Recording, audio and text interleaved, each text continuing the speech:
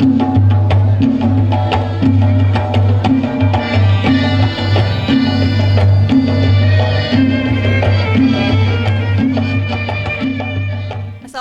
warahmatullahi wabarakatuh. Selamat malam sahabat budaya dan pemirsa RRI Net dimanapun Anda berada. Kembali Anda bersama kami di obrolan budaya RRI Medan untuk malam hari ini. Pendengar dan sahabat budaya dimanapun berada, semoga semuanya dalam keadaan sehat walafiat ya. Dan pendengar dan sahabat budaya, di RRI Net malam hari ini kita akan kembali menghadirkan acara obrolan budaya dan akan mengangkat topik-topik yang sangat menarik sekali, yaitu tradisi-tradisi unik yang ada di Sumatera Utara. Waduh. Ini menarik sekali pastinya kalau berbicara tentang budaya, ya sahabat budaya serta pemirsa RRI Net. Soal budaya, wilayah Provinsi Sumatera Utara dihuni oleh masyarakat dari berbagai suku yang masih memegang erat budaya warisan leluhurnya. Upacara adat yang dihasilkan dari kepercayaan lokal kini dapat dilestarikan. Meskipun memang ya seperti yang kita tahu beberapa telah terpengaruh oleh budaya modern dan juga nuansa agama. Upacara adat Sumatera Utara memiliki ragam yang begitu banyak dan merupakan warisan budaya yang memiliki nilai yang tinggi. Keunikan dan ciri khasnya membuat banyak orang penasaran sampai menghadiri prosesinya hanya untuk melihat dan merasakannya sendiri. Benar sekali Asma, dan dari masyarakat Melayu, Batak Toba, Karo, hingga suku Nias, ini dalam obrolan budaya kali ini akan kita coba telusuri ya berbagai tradisi budaya, ritual, dan upacara adat Sumatera Utara yang beragam itu pastinya ya. Dan tentunya masing-masing memiliki cerita sejarah tersendiri yang sangat menarik untuk diikuti dan didengarkan. Iya, jadi pastikan sahabat budaya dan pemirsa RRI Net tetap bersama kami di acara obrolan budaya persembahan RRI Medan. Tonton yang Anda dengar. RRI mempersembahkan RRI Playgo. RRI Playgo adalah aplikasi resmi Radio Republik Indonesia. Dengan satu sentuhan, Anda bisa mengakses Pro 3 Suara Identitas Keindonesiaan, Voice of Indonesia, Channel 5, RRI Radio untuk mengakses jaringan RRI Radio Pro 1, Pro 2, Pro 4. RRI Net, tonton apa yang Anda dengar. RRI Online, RRI 30 Detik, Beyond, RRI Max, Editorial. Semua layanan ini bisa Anda dapatkan hanya dengan satu aplikasi, RRI Playgo.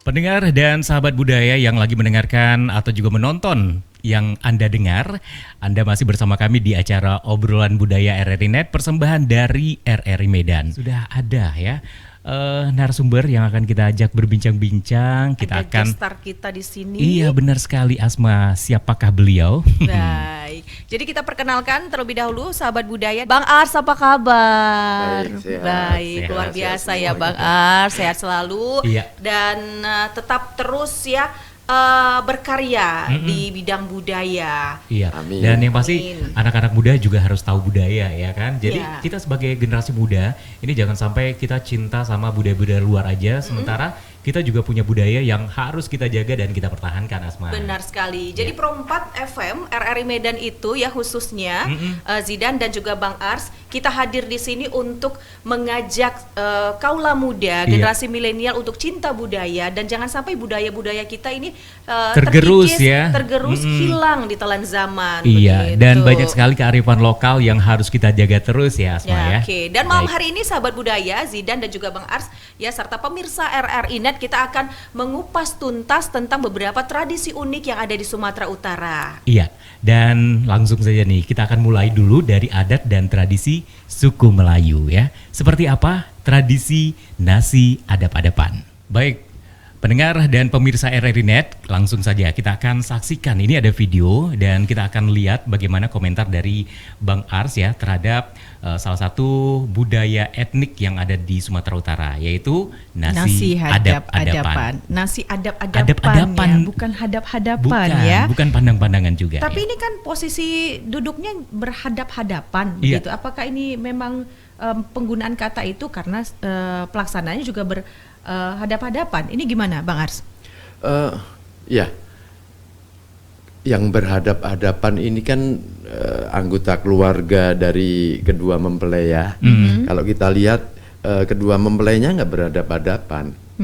Hanya anggota keluarga. Hanya ya? anggota keluarga. Nah mungkin sebenarnya apakah nasi hadap-hadapan ini karena berhadapan atau adab dalam bentuk sebuah adab gitu. Jadi adab Adab itu kayak perilaku. Iya, adab perilaku, attitude kebiasaan ya. di dalam Iya. bersantap bersama.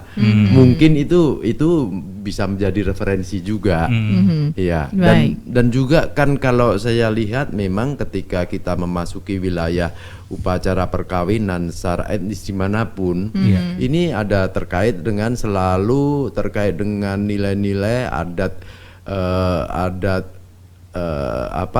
tatanan Ketimbangan ya? perilaku sosial, interaksi sosial itu Iya. di lingkungan bangsawan, kerajaan, Iya, iya. kesultanan. Sehingga kenapa pengantin di Indonesia ini disebut raja sehari? Mereka selalu menunjukkan dari busana, identitasnya itu Iya. ya menunjuklah ke arah seorang raja, sultan atau pemimpin tradisional dengan busana-busana dengan tanda-tanda yang khusus ya. Tapi di video ini Bang, kita juga melihat ya tamu-tamu juga para undangannya itu sepertinya hanya berpakaian seperti biasa ya, tidak ada pakaian adat khusus ya di momen acara adab-adaban ini ya. Ya kalau ini biasanya sih tergantung bagaimana kesepakatan kedua belah pihak. Kadang kan mereka menentukan harus pakai seragam busananya kan. Bang, gitu. tangan abang Bang. Oh, Iya. sorry. Kita lanjutin aja. Itu saking semangatnya ya. Mengganggu mic ya. Oke. Iya, Tangan akan saya Saking sembunyikan. semangatnya Iya. gitu. Iya. Tapi memang kalau Melayu ini kan identik dengan warna merah begitu seperti ini ya. Warna kuning, kuning, terutama kuning kemudian hijau. hijau juga. Sentuhan merah mungkin Iya. ada tapi tidak begitu banyak. Dominan ya, tidak dominan ya. Dominasinya Oke. di warna emas Merah, dan apa kan? kuning, Kuning, ya. emas dan hijau. Baik. Oke. Dan tatanan dari setiap makanan yang dihidangkan ini kan cukup menarik ya. Cukup menarik karena bentuk-bentuknya yang unik ya. Setiap nasi adap-adapan itu akan menyajikan hidangan dalam bentuk yang unik. Nah, bentuk-bentuk ini juga mempunyai makna tersendiri nggak? Saya pikir di setiap perhelatan adat apapun itu ada satu makna yang tersembunyi, yang tersirat dari situ. Nah, untuk mengkaji itu memang perlu banyak kajian untuk melihat misalnya pulut kuning artinya apa, dengan inti itu ada artinya, ada telur artinya apa kan, itu memang menjadi satu kesepakatan yang dulu telah dirumuskan oleh para aunyang kita gitu. Iya. para Bang, itu leluhur Bang, kita.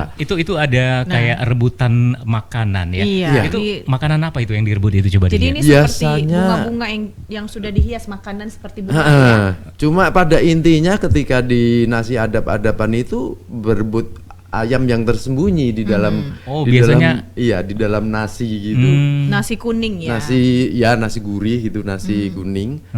Dia yang tersembunyi di dalamnya, lalu dari situlah ada semacam satu, boleh dibilang ramalan, boleh dibilang prediksi atas apa yang didapat oleh masing-masing pengantin, baik putri maupun perempuan Iya, gitu. contohnya gimana kalau seandainya misalnya, kita rebutan ayam Paha Itu ayam kan di misalnya. dalam itu ya, Iya, di benar. dalam nasi itu Iya, berebut, lalu kita tarik benar-benar. sama-sama. Iya. Nah, konon kalau para leluhur dan unyang-unyang kita itu misalnya laki-laki kemudian mendapat kepala dengan leher yang panjang itu, dia akan menjadi pemimpin yang baik gitu. Kalau mempelai Pemikir prianya yang ya. baik kalau mempelai prianya Nah, gitu kalau kan. mempelai wanitanya dapat bagian lebih banyak. Nah, apakah kemudian juga suaminya menjadi laki-laki yang berlindung di ketiak istri. Itu juga belum tahu. Belum juga. ada kajian yang belum ya. menjelaskan ya. Nah, Bang, ya? seperti itu karena memang punya makna yang khusus begitu ketika kalau misalnya bagian lebih banyak kepada suami itu akan menjadi pemimpin yang tangguh, bertanggung jawab. Iya. Terus gimana kalau seandainya yang dapat itu bagian terbanyaknya oleh istri gitu. Tapi ya Kalau itu kata-katanya ini rezeki istrinya yang lebih baik, Ya, lebih amin, banyak begitu. gitu. cuma Ya. secara ini kan memang Ya. di dalam dunia tradisi ini untuk menegaskan hal itu kan memang selalu begini, bukan rekayasa ya, bukan rekayasa Alami tapi ya, alami apa tapi adanya. begini, ini laki-laki misalnya di sini, Ya. perempuan di sini, ayam yang tersembunyi itu tidak pernah menghadap kemari, kepalanya menghadap ke suami. Oh iya, iya. Atas nama simbol bahwa suami sebagai seorang imam atau kepala keluarga, maka kepala itu menghadap ke suami. Oke. Artinya juga Tata letak itu juga disesuaikan ya, tidak boleh sembarangan gitu ya. tapi artinya juga kemungkinan perempuan mendapatkan kepala kan jadi kecil gitu. Iya, Iya, iya. iya. Karena memang arahnya Iya, tadi ya, Bang, ya. arahnya Karena memang ke- sudah di setting begitu Kira-kira, ya. Disetel lah kira-kira ya, ya, kan? apakah Disetel lah itu, kalau orang Medan itu. apakah itu rekayasa Iya. atau tapi itu simbol tertentu juga bahwa Iya. bagian belakang Iya. itu untuk perempuan. perempuan, bagian depan untuk laki-laki gitu, simbol di dalam dunia patriarki ini ya. Iya. Gitu. Nah, kalau perkara rebutan tadi sebenarnya itu ada filosofi apa, Bang? Kok rebutan lah gitu kan? Kalau misalnya dibagilah baik-baik, ini bagianmu, Iya. ini bagian si perempuan Iya. gitu. Kira-kira ada nggak penjelasannya, Bang? Kenapa Kalau- harus dengan cara rebutan gitu ya? Kalau itu mungkin ya karena memang ada simbol-simbol yang ingin Heeh. diambil dari situ. Jadi Keakraban, kebersamaan mungkin ya, Bang.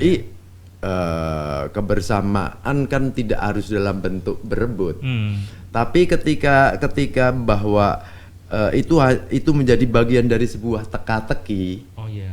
ya kan, yang akan memberikan satu sensasi atas munculnya hal-hal yang kemudian menjadi prediksi, maka perebutan itu untuk menjadi penting gitu.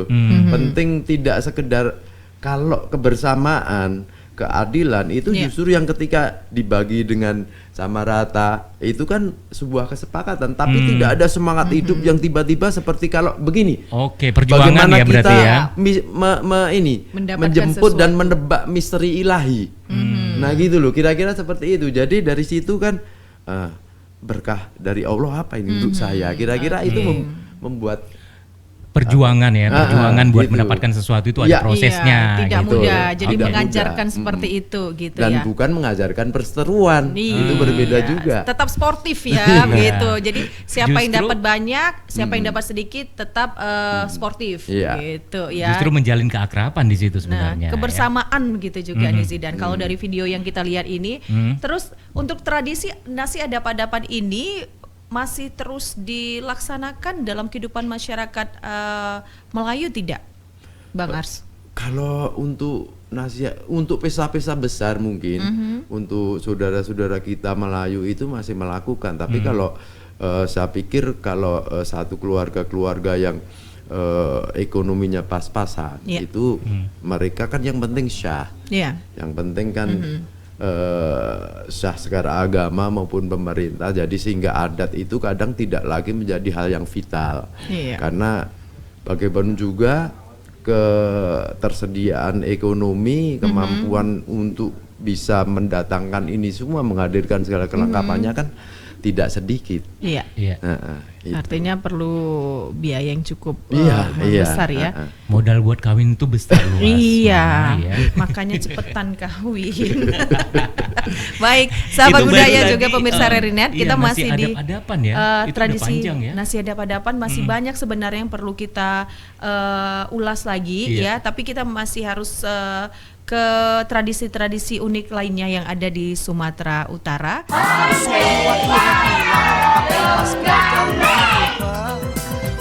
Iya. Main udah kalian nih. Main-main boleh. Tapi pakai masker nih. Wah, yuk pakai. Kita takut nih sama si corona. Udah banyak tewas buat corona. Pakai. Aduh, cemana ya Glenn? Biarkan mana sikit. Aduh. Virus corona tak kenal saudara ataupun kawan. Siapapun bisa tertular dan menularkan. Mari kita gunakan protokol kesehatan. Pakai masker, ahoy! Baik pendengar dan pemirsa RRI Net, kita masih bersama di obrolan budaya di malam hari ini dari RRI Medan pastinya ya. Iya. Dan Asma, Iya, Zidan. kita juga masih membahas tradisi unik dari berbagai suku dan etnis yang ada di Sumatera Utara. Tadi kita sudah ke budaya Melayu, ya. Melayu. Kita sekarang ke daerah Nias, ya. Nias. Nah, kalau berbicara tentang Nias, mendengar Nias pasti yang Teringat ya. teringat yang kita ketahui adalah tentang Wahumbo atau Hombo Batu. Iya. Nah, Hombo Batu. Di sini juga kita menyaksikan tayangannya ini Bang Ars. Hombo Batu ini itu dilakukan sebagai sebuah tradisi kebudayaan yang terus-menerus dilestarikan. Tapi kalau pada masa sekarang ini masih terus dilakukan tidak ya? Atau melihat pada momentumnya? Kalau Umbu Batu ini sepertinya Nias Selatan ya. Iya, Nias Selatan. Nias Selatan. Iya. Nah, Umbu Batu ini di Nias Selatan bahkan sudah menjadi bagian dari satu tanda prestis di setiap kelompok masyarakat. Iya. Karena pada setiap hari-hari penting mereka mengadakan lomba. Lomba Umbu Batu, dan itu pemenangnya mempunyai satu martabat yang lebih tinggi gitu. Oke. Sebagai satu bentuk prestis. Baik, jadi tidak hanya pelestarian budaya tapi lebih kepada sudah masuk kepada festival ya. Iya, Sudah diadakan begitu sudah ya. menjadi itu, dan memang pada awalnya kan memang Umbu Batu ini menjadi bagian dari ritus inisiasi ya, di mana setiap anak laki-laki yang menginjak dewasa kemudian juga menjadi media untuk berlatih ketangkasan prajurit-prajurit Nias. Mereka yang sudah dewasa dianggap telah memasuki kedewasaannya ketika dia berhasil untuk bisa melewati ya. batu ya, ada batu yang khusus untuk itu di daerah di Teluk Dalam sana itu. Iya. Saya sudah pernah datang. Oh, abang ke sana. sendiri sudah pernah. Sudah pernah ke menyaksikan sana, ya? Sudah pernah. Dan itu benar-benar 2 meteran atau ada yang lebih katanya tuh? Ada yang lebih, ada yang lebih karena di setiap kelompok komunitas mereka itu mempunyai sendiri-sendiri, tapi memang di Teluk Dalam yang paling tinggi. Iya. Iya. Tingginya itu? Tinggi lebih dari 2 meter mereka. Oke. Lebih dari 2 meter. Tapi kemarin juga pernah sharing sama temen yang di sana ya. Katanya itu memang ada tempat untuk melompatnya. Jadi sebenarnya Pijakannya tidak begitu ya? pijakannya itu tidak serta merta itu 2 meter lebihnya itu. Jadi Oh ada iya, iya. untuk melompatnya. Iya, memang ada batu kecil dia untuk panjatan untuk melompat. Memang ada dia. Baik. Nah, sepanjang yang langsung disaksikan oleh Bang Ars terkait dengan Hombo Batu ini, ada juga ditemukan ketika para pesertanya itu menemukan kegagalan begitu. Iya. Ada yang gagal, ada yang berhasil Iya, melewatinya. udah pasti kan Udah di pasti. setiap Artinya kalau yang gagal tuh gimana menurut tradisi unik dari Nias ini? Kalau yang lulus atau berhasil berarti sudah menandakan dewasa, Dewasa, ya. tangguh begitu. Tapi bagaimana dengan yang gagal? Ya di setiap hidup, di setiap kita menjalani perjalanan hidup ini, Ya. kan selalu juga kita temukan kesuksesan dan kegagalan, keberhasilan dan kegagalan. Iya. Artinya itu menjadi satu bentuk Kewajaran. ujian Iya. dan hal yang wajar bahwa gagal itu tidak harus menjadi dijustifikasi dia menjadi orang yang kalah. Gitu. Gagal itu kan hanya keberhasilan yang tertunda. Tertunda, Artinya ketika kita evaluasi, kita tingkatkan diri lagi sampai betul-betul berhasil. Jadi di setiap kekuatan kearifan lokal itu ada beberapa ajaran, banyak ajaran yang memberikan bahwa gagal itu bukan kalah gitu. Iya, baik. Sama seperti cinta Zidan. Iya. Kegagalan cinta biasa ya. Iya. Gagal dalam Hombo cinta. Batu Iya. ini dilakukan di Nias ya, dan Iya. ini menjadi salah satu objek wisata juga ya. Jadi salah Dan satu sangat event unik begitu iya, loh. Event yang unik sekali dan ditunggu ya. Di sana itu jadi kayak calendar of event di sana ya. Iya. Dan sekarang termasuk teraneh loh Bang. menjadi ikonik di dalam masuk di dalam bagian seni pertunjukan di Nias. Artinya ikoniknya ketika harus melakukan misalnya promosi ke luar daerah, luar kota, luar negara, itu Hombo Batu menjadi bagian penting di dalamnya. Iya. Iya. Tak Baik. terpisahkan ya dari Iya. apa namanya promosi Iya. daerah Nias tersendiri Iya. tersebut ya. Jadi tradisi Fahombo atau lompat batu Nias ini memang selain unik ya, kemudian ini adalah yang teraneh hingga ke seluruh dunia. Jadi Iya. ini salah satu tradisi yang mendunia juga ya Iya, dari kalau- Fahombo ini. Kalau misalnya gagal, biasanya mereka diberi kesempatan untuk mencoba lagi di lain waktu. Ya, begitu? udah pasti. Sudah pasti Berarti ya. setiap laki-laki di sana tuh harus bisa lompat batu Pada masanya betul. pada masa Namun pada masa sekarang sekarang? ada perbedaan tidak, Bang Ars? Kalau pada masa sekarang tentunya karena itu sudah menjadi satu bagian profesi yang khusus ya. Misalnya gitu. seperti di apa ya? Di Jawa Timur misalnya. Di situ ada perisean gitu kan. Perisean itu peperangan antar bukan perang dalam bentuk perang antar suku, tapi ada olahraga tradisional bentuknya seni bela diri yang menggunakan perisai dan menggunakan cambuk dari ekor ikan pari. Iya. Nah, itu kan tidak setiap anggota sanggup melakukan itu. Artinya bahwa di setiap kelompok mereka pasti punya pendekar-pendekarnya. Iya. Bahwasanya setiap anak laki-laki wajib untuk melompati batu, tapi pasti ada yang hebat di antara mereka untuk mewakili, kira-kira Iya. begitulah. Baik. Kalau dulu ini merupakan satu ritualisasi ya untuk pendewasaan. Iya. Tapi pada masa sekarang sudah apa ya fungsinya sudah orang-orang tertentu saja yang bisa melakukannya. tidak, artinya ini kan seperti event, festival, Iya, jadi seperti profesi tadi gitu ya. Kalau dulu kan hanya orang-orang tertentu, sekarang sudah bisa siapa saja kalau memang bisa ya silahkan begitu. ya. Pada intinya Bang itu harus dilalui, artinya harus dilalui, Oleh tapi semua oleh semua laki-laki. laki-laki Nias. Tapi kan kemampuan berbeda-beda. Mungkin ada yang sanggup 180 Iya, saja. benar. Mungkin 170, ada yang bisa 2 meter lebih. Tapi bahwa itu sebagai simbol untuk tanda pendewasaan itu harus dilalui. Sampai gitu. sekarang itu, Bang Sampai Ars. sekarang. Dan Sampai Bang ini sekarang. juga tertarik sekali dengan ini apa namanya kostum ya yang digunakan oleh para pelompat batu itu ya. Itu benar-benar salah satu pakaian yang sangat luar biasa ya. Itu seperti Ya. pendekar gitu ya. Dan memang kalau setiap melempati batu Nias ini harus menggunakan Harus pakaian adat pakaian seperti itu. adat Nias ini Enggak juga. yang Abang saksikan. Kalau bagaimana? yang kusaksikan kalau dia untuk lomba yang formal, untuk pertunjukan formal pasti pakai Oke. pakai Tapi pakaian, kalau di busana luar adat daripada seperti itu. Tapi kalau di luar daripada itu untuk mereka misalnya berlatih kan nggak harus menggunakan ini. Baik. Berarti pas ada momen atau pertunjukan Pada saat ritusnya busana adat Iya. harus dipakai. baik. Oke. Sama ketika seorang laki-laki Nias untuk naik ke tahap pendewasaan itu harus melompati batu tersebut ya. Ini adalah hal yang satu yang wajib dilakukan gitu ya. Iya. Dan kalau dulu gitu kan tradisi ini lebih apa ya, dengan menggunakan ini loh nih salah satunya Bang, seperti yang kita lihat di atas papan batu, bahkan itu ditutupi dengan paku dan bambu runcing. Iya, seperti jebakan gitu ya. Jebakan gitu. Jadi kalau nggak berhasil, wah kita udah ngebayanginnya Bisa gimana meregang nyawa gitu ya. gitu.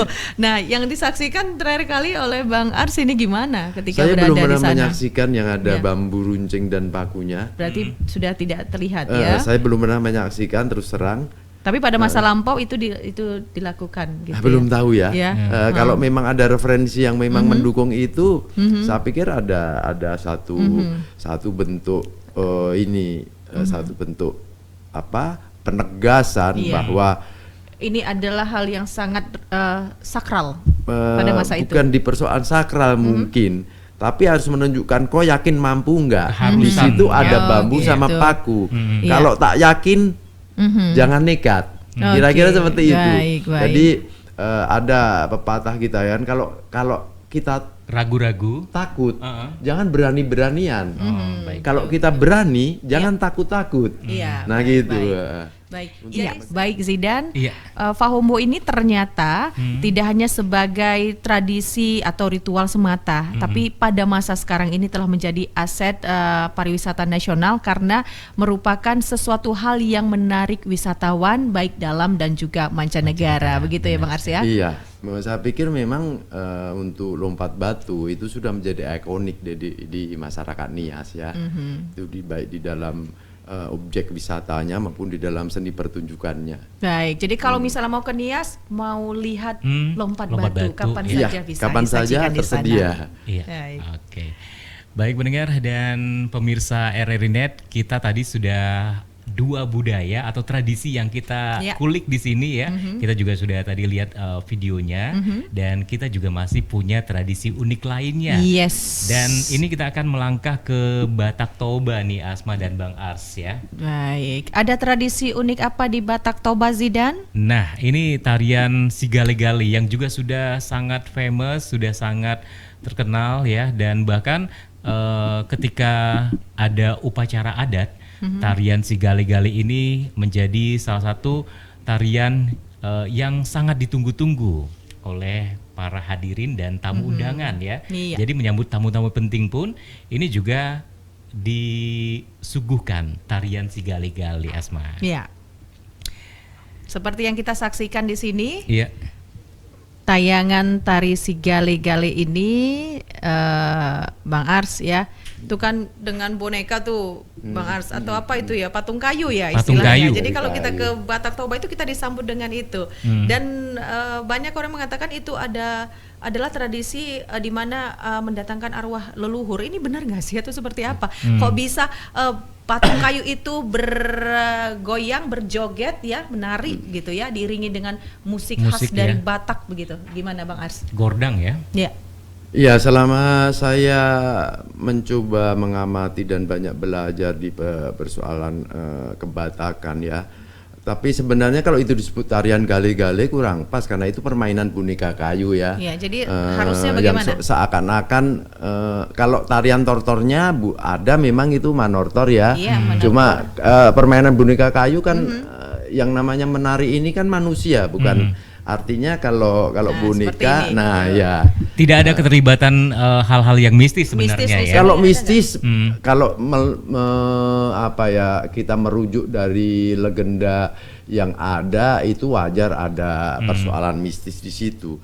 Kan gale-gale ini kan berangkat dari satu cerita Kedukaan seorang ibu ya. Iya, seorang ibu yang anaknya bernama Manggale meninggal dalam perang. Kemudian sang raja ayahnya ini yang kemudian dia merasa sangat sedih melihat istrinya itu, permaisurinya itu boleh dibilang sudah Dirundung duka ya. luar biasa, sudah artinya mati tak hendak, hidup tak mau gitu. Maka kemudian kan dia berdoa, Martonggo itu kan berdoa kepada Debata untuk bisa dicarilah cara bagaimana menghibur istrinya.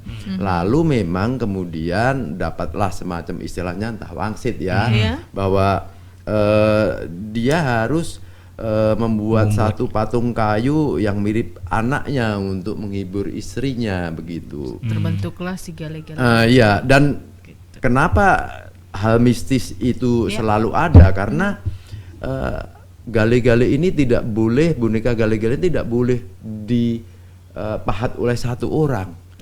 Banyak orang, ada yang memahat hanya tangannya, ada yang memahat kakinya, kepalanya, dan itu lebih banyak orang lebih bagus. Karena akan terkena bala apabila itu hanya Dibuat sendiri. dilakukan satu orang pemahat saja gitu. Baik. Dan dari situ konon bukan roh leluhur yang dipanggil, tapi roh anaknya yang dipanggil. Nah, akhirnya ketika kemudian itu dilakukan secara turun menurun, diwariskan. Nah, kan yang dari anak menjadi ke Cucu. yang dari anak menjadi orang tua yang beranak cucu. Iya. Sehingga kemudian ritus boneka si gali-gali Gali-gali. itu juga bisa dilakukan untuk memanggil roh leluhur kan begitu. Pada awalnya untuk memanggil roh anaknya gitu. Iya, baik. Kemudian bergeser, akhirnya bisa memanggil arwah leluhur Arwah, seperti itu iya, ya seperti kepercayaannya itu. ya. Iya, Bang, iya. ini patung si gali-gali ini apakah memang di Batak Toba sendiri itu di setiap rumah-rumah adat ini memang ada atau hanya di tempat-tempat tertentu aja, enggak, Bang? di tempat-tempat khusus saja, di Tempat tempat-tempat khusus aja. khusus yang memerlukan itu gitu. Baik. Kalau misalnya kita berkunjung ke Tomok, kita pasti jumpai Nah, ini, itu ya. pasti ya Si gali-gali. ada di Tomok, Pasti. di rumah adat gitu Iya. kan. Jadi lagi-lagi setiap tradisi unik di Nusantara termasuk juga Sumatera Utara tidak hanya sebagai tradisi saja tapi sudah menjadi ikonik gitu ya. Iya. Jadi kalau Iya. berkunjung ke Batak, ikonnya adalah tari si gali-gali, patung si gali-gali begitu ya, dengan legenda yang dia punya seperti itu. Baik. Jadi kalau kita berkunjung ke wilayah Batak Toba, si gali-gali ini masih terus dipertahankan, Mhm. Zidan, Iya. ya.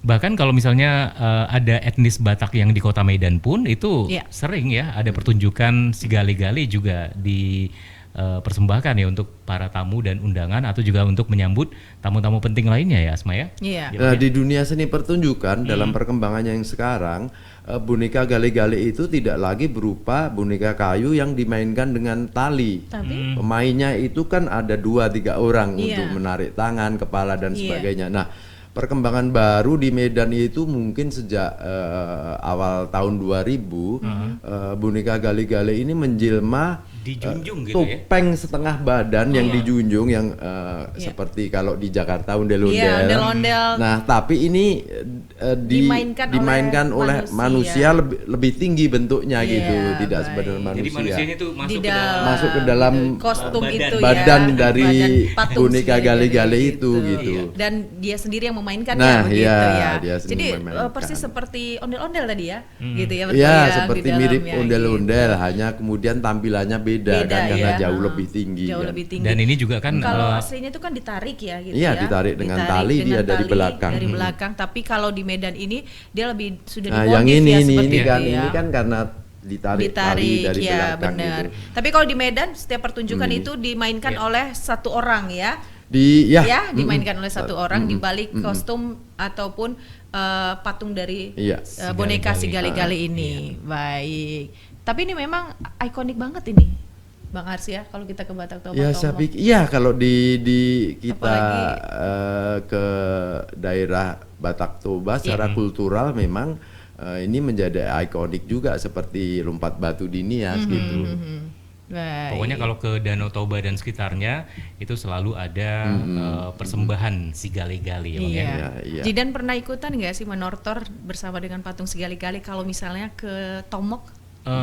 Pernah sekali Pernah. kemarin tuh Sensasinya gimana? sensasinya kita itu menikmati aja, enjoy gitu. Baik. Karena memang setiap pada momen-momen besar di Batak Toba memang si gali-gali ini selalu dihadirkan ya. Iya, Nah benar seperti sekali. ini ya Bang Iya, ya. Nah ini iya, sekarang ya ini. sudah Sudah penggunaannya dimodifikasi. modifikasi ada manusia di dalamnya bukan Dan hanya ditarik berarti dengan alat. gerakannya juga lebih fleksibel. Kalau Iya. misalnya ditarik tali itu kan pasti Iya. gerakannya biasa aja Iya, gitu hanya kan. berada di tempat saja ya. Dan ini bisa mobile, Bisa leluasa jalan, ya, bisa jalan-jalan kemana dia suka gitu ya. Iya. Tapi tetap pulang dong. kalau Seperti kemana-mana. badut-badut yang ada di jalan Nah ya. begitu, benar jadi lebih ya. leluasa gerakannya. Dan Iya. ini memang lebih fleksibel ya Bang Ars ya. Ya, Kalau kelihatannya gitu. ya lebih fleksibel lincah tentunya gitu dari ya. apa? Lebih lincah, lebih fleksibel walaupun memang punya keterbatasan ya Iya. karena bentuk jari yang mati seperti ini Iya, misalnya. Tapi Baik. memang bisa lebih bervariasi gitu. Iya. Baik. Dan aku punya pengalaman ketika itu aku malah Dikejar si gali-gali bukan? iya, aku jadi merasa ketakutan padahal hanya manusia gitu. Aku merasa ada sesuatu yang karena termindset itu ya, aku pikir ya. Baik. Jadi masing-masing orang punya kepercayaannya ya, termasuk juga masyarakat Batak Toba tentang si gali-gali ini ya. Iya. Tapi Oke. kalau di dalam dunia seni pertunjukan yang dimainkan oleh orang itu jauh dari dunia mistis. Iya, begitu. Iya, Jadi dia murni pertunjukan iya, Karena aku udah dikejar-kejar jelas-jelas, gitu, iya. ya kan? Kapan kamu bayar gitu? Enggak, itu namanya dikejar utang Zidan. Iya. Oke, kita masih di tradisi-tradisi unik di Sumatera Utara dari Melayu, kemudian Nias, kemudian Batak Toba. ya si gali-gali. Baik. Kemudian kita akan beralih ke wilayah lainnya di Sumatera Utara. Jadi pastikan sahabat budaya dan pemirsa RRI Net tetap bersama kami di obrolan budaya RRI Medan. Kami akan kembali untuk Anda sesaat lagi.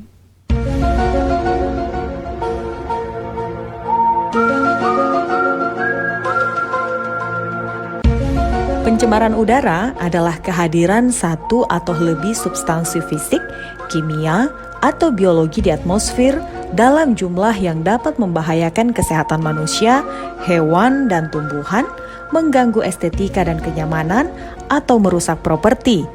Pencemaran udara dapat ditimbulkan oleh sumber-sumber alami maupun kegiatan manusia. Beberapa definisi gangguan fisik seperti polusi suara, panas, radiasi, atau polusi cahaya dianggap sebagai polusi udara. Sifat alami udara mengakibatkan dampak pencemaran udara dapat bersifat langsung dan lokal, regional, maupun global. Pencemaran udara di dalam ruangan dapat mempengaruhi kesehatan manusia sama buruknya dengan pencemaran udara di ruang terbuka.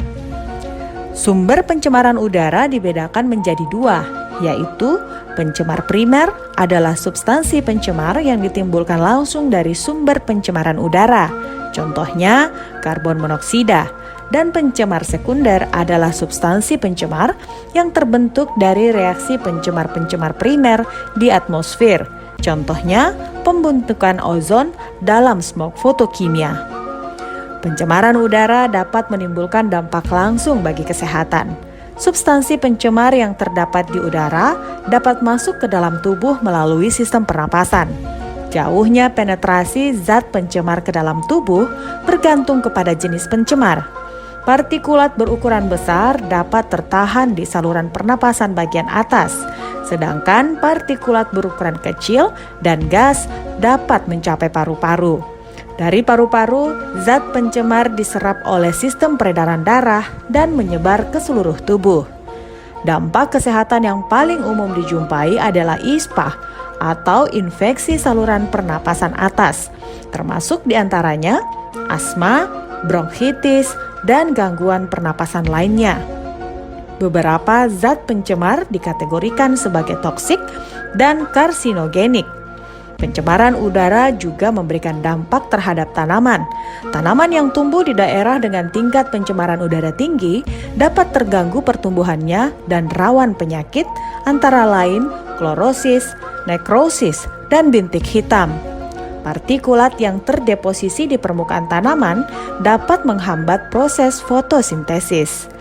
Penanggulangan pencemaran udara dapat dilakukan beberapa cara, antara lain gunakan moda angkutan umum, hemat energi, pahami dan praktekkan konsep reduce dan recycle, gunakan energi terbarukan dan ramah lingkungan, dan gunakan perangkat teknologi atau listrik hemat energi.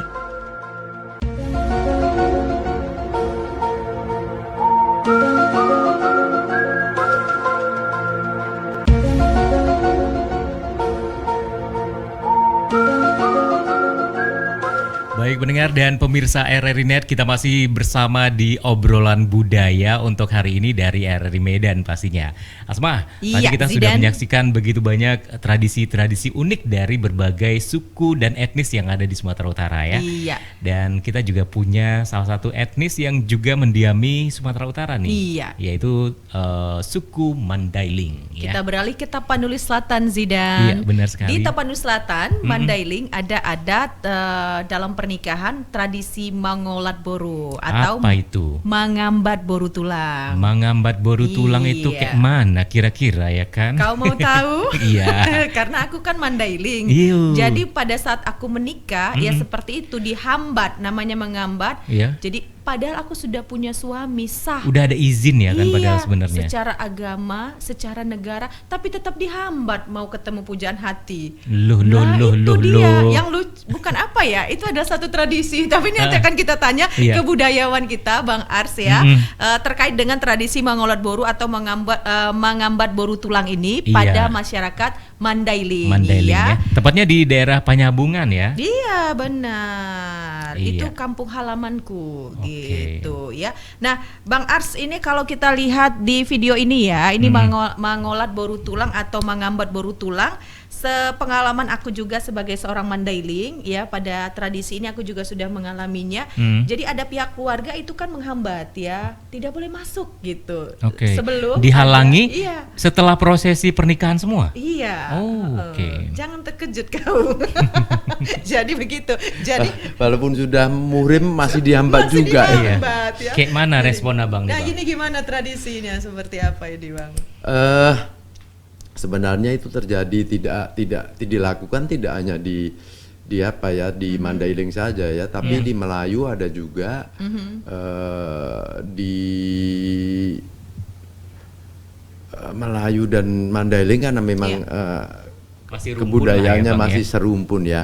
Tapi pada intinya itu sebenarnya hanya untuk menunjukkan Ya. bagaimana sebuah keseriusan atau bagaimana seseorang itu berjuang dengan cara apapun untuk bisa memperoleh dan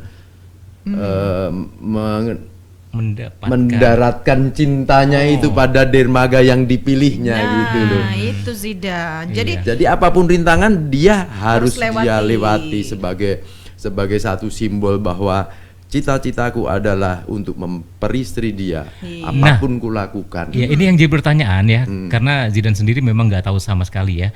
Ini sebenarnya sudah melewati malam pertama atau juga mungkin berapa malam setelah prosesi pernikahan atau resepsinya itu udah belum? belum. Oh, belum. sama sekali. Belum sama Seharus- sekali. Kalau seharusnya belum.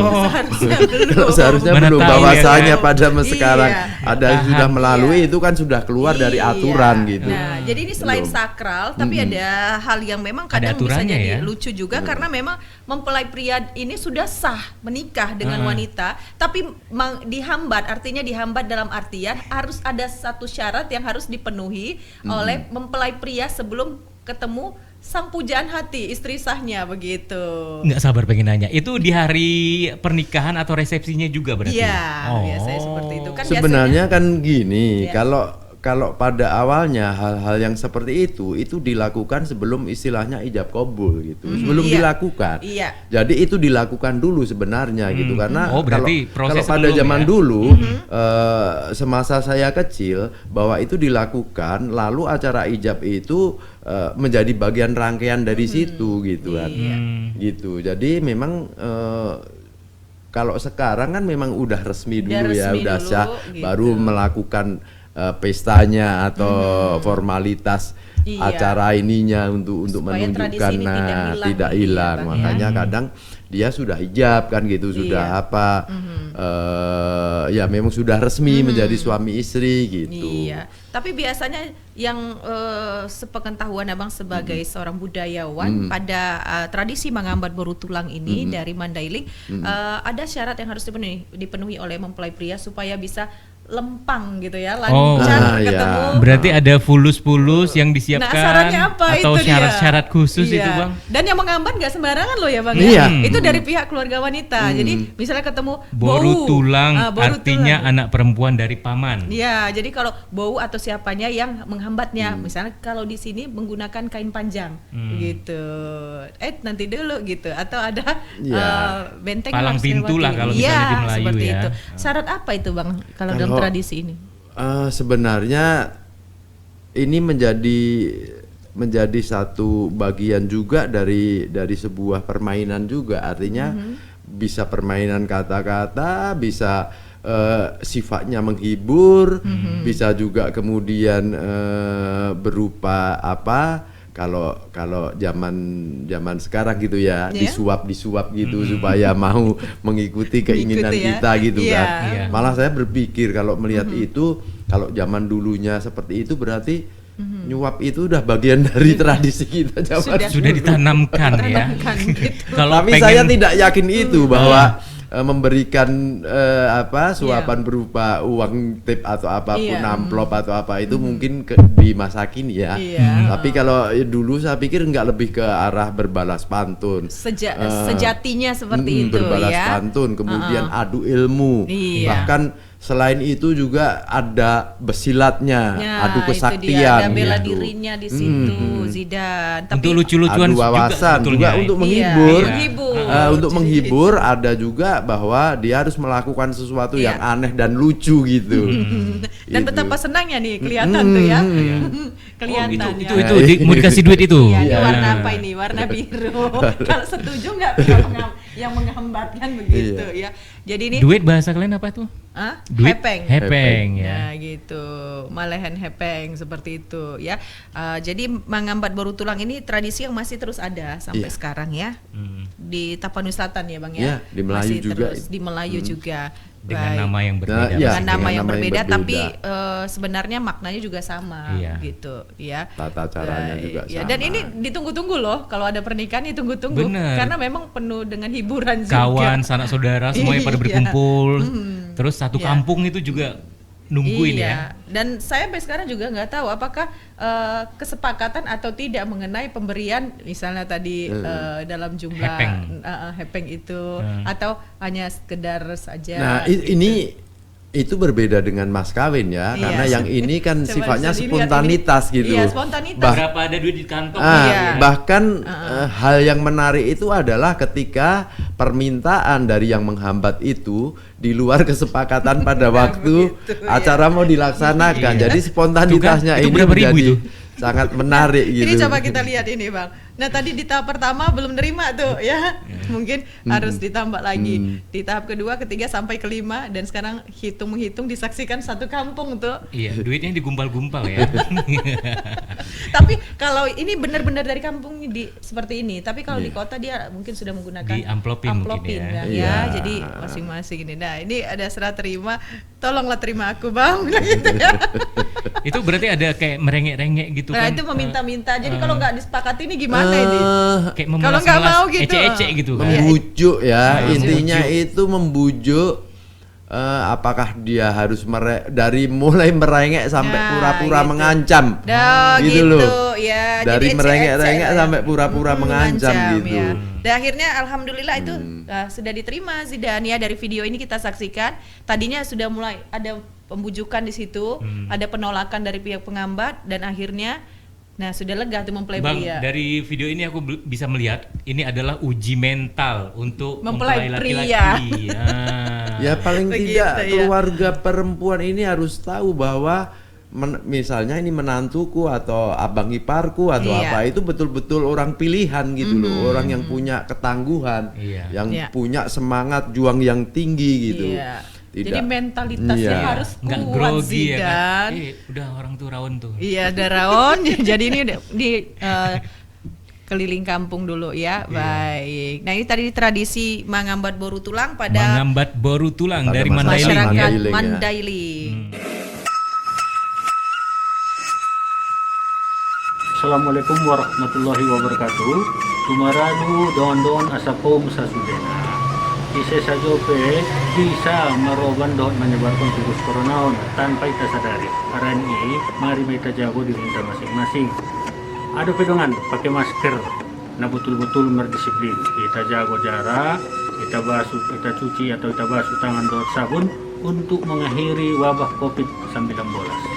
Assalamualaikum warahmatullahi wabarakatuh. Sahabat budaya dan juga pemirsa RRI Net, cincang bohan ini adalah salah satu makanan unik juga ya, tradisi dari masyarakat Karo. Ini kuliner dari Karo. Cincang bohan pernah dengar? Belum pernah sama sekali Asma. Mas Ars?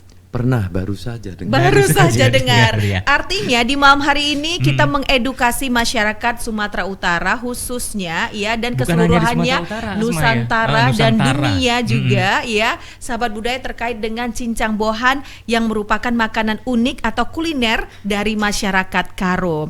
Cincang bohan ini apa sih? Ya, ini dia Kita Bang lihat Zidane. sama-sama dulu videonya ya. Iya. Ini katanya itu makanan khas Karo yang dikenal dengan kelezatan dan cara memasaknya yang unik ya. Iya. Jadi bohan dalam bahasa Indonesia yakni bambu muda. Oh, bambu muda itu yang untuk buat lemang kayak gitu. Itu Nah, dia kayak tuh kan. buat lemang ya, ini dibakar, dipanggang ya, Iya. di atas api. Nah, oke. Jadi cincang bohan itu adalah bahan makanan yang disatukan dan dimasak menggunakan bambu muda. Jadi layaknya lemang ya, seperti itu ya Bang Ars ya. Oke. Dan keunikannya bohan ini sendiri tadi adalah dari bambu muda seperti lemang ya. Bahan-bahannya kira-kira apa ya itu ya? Ini bahan-bahannya seperti apa ya, dimasukkan juga ke dalam bambu muda ini tuh bahan-bahannya yang terdiri dari jantung pisang, sayuran, ya, dan daging ini ayam. Sifatnya momentum juga, dia pada momen-momen tertentu begitu, ya. Dan kalau bahan-bahannya sendiri itu ada tomat, asam cikala juga, Zidan, ada jahe, kelapa, kemiri, rimbang, daging sapi, ya, atau ayam juga yang berlemak boleh, tentu daun pisang sebagai pembungkusnya gitu. Tadinya saya membayangkan bambu muda itu Rebung. rebung yang gitu. dimakan. Rupanya dia sebagai media untuk Media memasaknya pembungkusnya ya, saja. untuk media untuk memasaknya.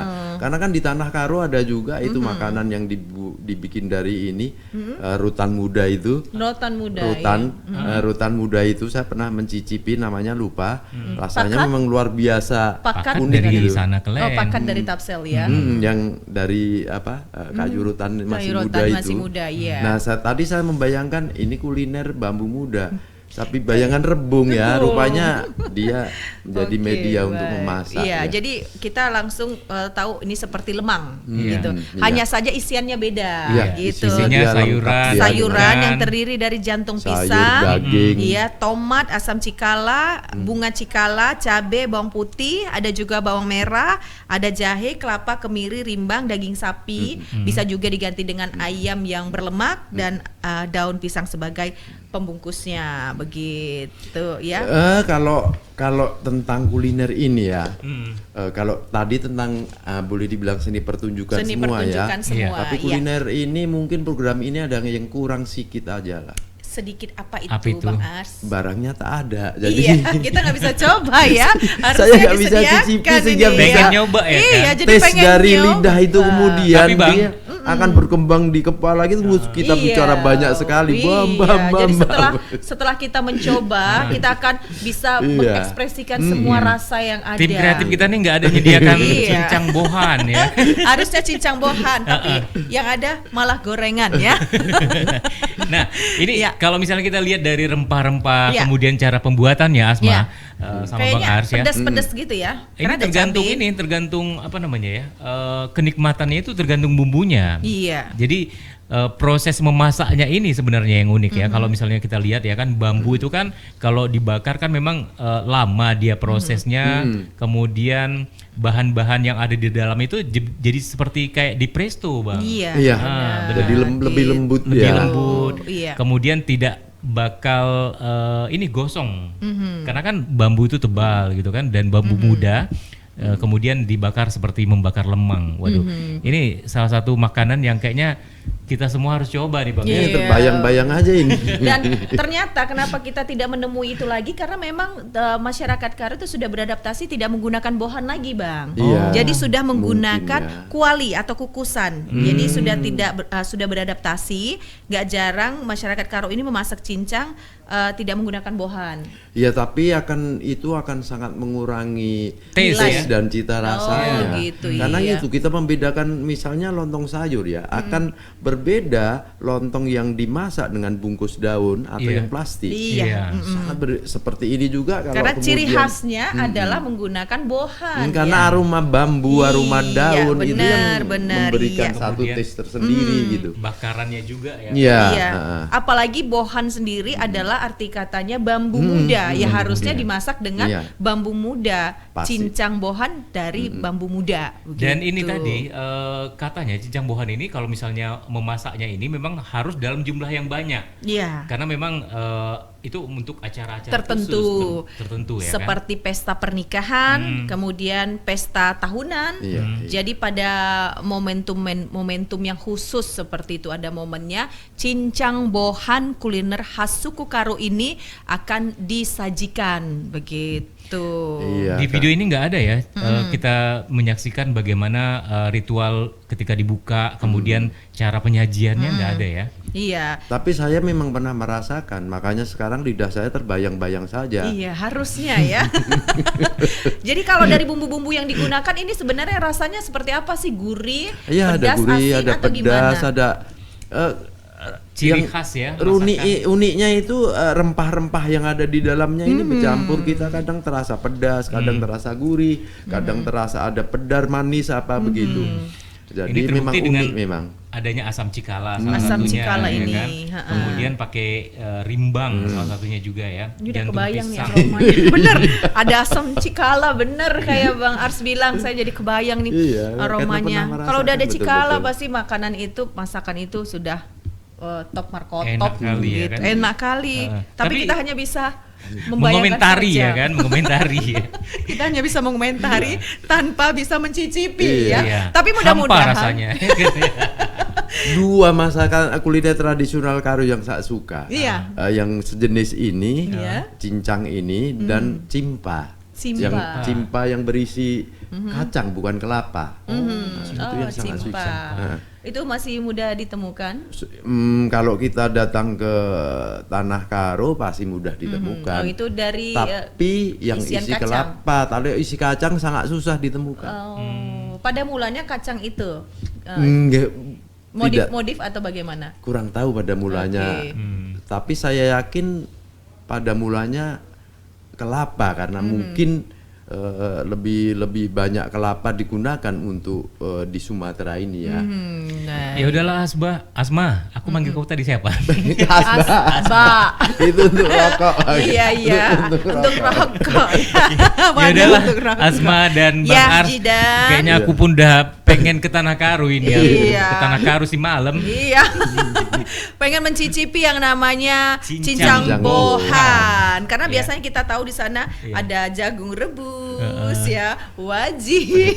Itu sih khas Wajib. dari penatapan ya. Ombus. Ombus juga. Ombus di Batak Toba kan, bukan di Iya. Tanah Karo. Enggak, Bukan. ya Bukan. maksudnya Bang Ars dari Tanah Karo jalan-jalannya nembus ke Batak Soalnya yang Toba. jual ombus-ombus di Iya. Medan belum banyak Iya, ya dan kan? dia nggak akan Iya. pulang-pulang balik-balik ke Medan, liburan di sana ya. Ombus lapet Baik, Batak Toba iya. kan, tapi kalau Baik. cimpa Karo. Ya, jadi banyak sebenarnya kebudayaan kuliner ya, Tradisi bisa dipertunjukkan unik lah ya. tradisi unik yang bisa kita sajikan ya. Tapi untuk malam hari ini kita menghadirkan hanya beberapa dari Etnis ya. tradisi unik dari etnis di Sumatera Utara. Sebenarnya masih banyak ya. Nanti mungkin di lain waktu ya Bang Ya, Ars ya. siap. Kita Iya. akan membahasnya dan sampai di sini Zidan. Iya. Obrolan budaya RRI Net untuk malam hari ini. Ditutup sama makanan ya, saya. Iya, lezat banget ya. Terima kasih sahabat budaya dan juga pemirsa RRI Net yang sudah mendengar dan juga menyaksikan kami di obrolan budaya RRI Medan untuk malam hari ini.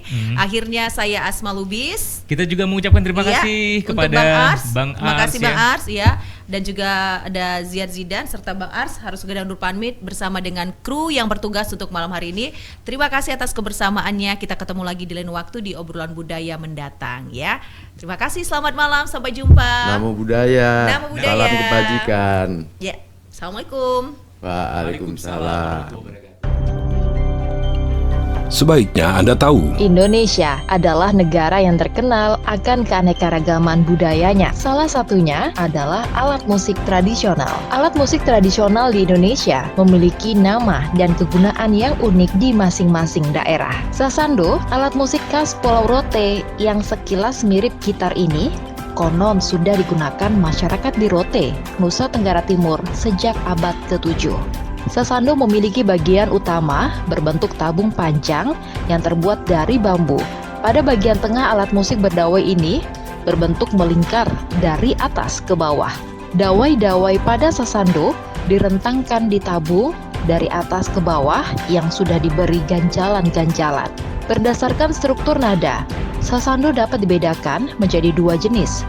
Pertama, sasando gong dengan sistem nada pentatonik memiliki 12 dawai. Sasando jenis ini biasanya hanya bisa digunakan untuk memainkan lagu-lagu tradisional masyarakat di Pulau Rote. Kedua adalah sasando biola, memiliki sistem nada diatonik dengan jumlah dawai mencapai 48 buah. Kelebihan dari sasando ini terletak pada jenis lagu yang bisa dimainkannya lebih bervariasi. Sasandu biasanya dimainkan untuk mengiringi lagu pada tarian tradisional masyarakat Nusa Tenggara Timur.